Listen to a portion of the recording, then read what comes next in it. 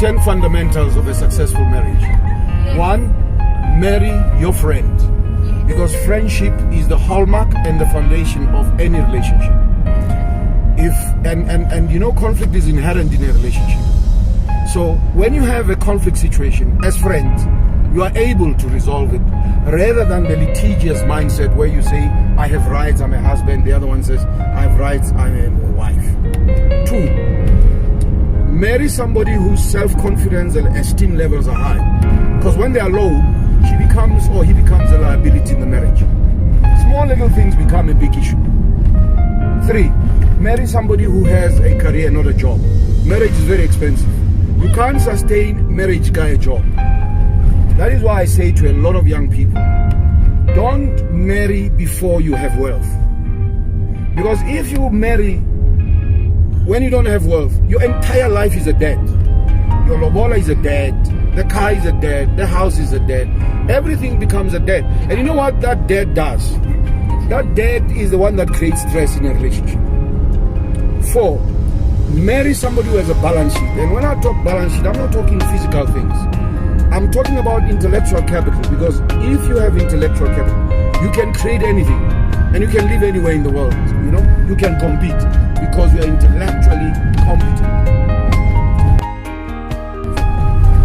And then number five, marry somebody who has basic values: trust, respect, transparency. You know, in a marriage, somebody must be in a position to say, I'm sorry.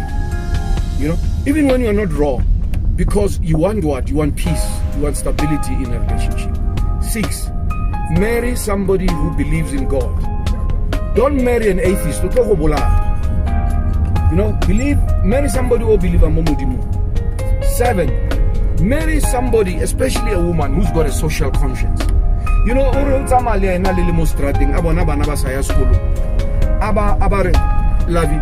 I want to go and talk to those kids. Why are you not at school? But you know what? We are poverty stricken. That woman then comes to you and says, love, give me your card. And we must give them money to go to school. Because number 8, you must have a life in a marriage. Because if you don't have a life, you're always going to be at home. And when the other partner because now I'm going to fulfill my life, right? I'm going to have my friends and I'm going to do everything. Number 9, spend much time with your partner. This thing here, the other partner as you, creates problems. Because what happens is that the more you are alone, the more you are susceptible to, you know, I don't want to, loneliness. And loneliness breeds what? Envy and contempt. Number 10, this is very important for especially African men. Take your wife every year on a pilgrimage. Take your wife overseas, not Lesotho. Lesotho is not overseas. Take your wife to New York for 2 weeks. You switch off your phones. There are no children. And guess what? When you come back, you are re-energized. Because then you start to realize how wonderful your partner is.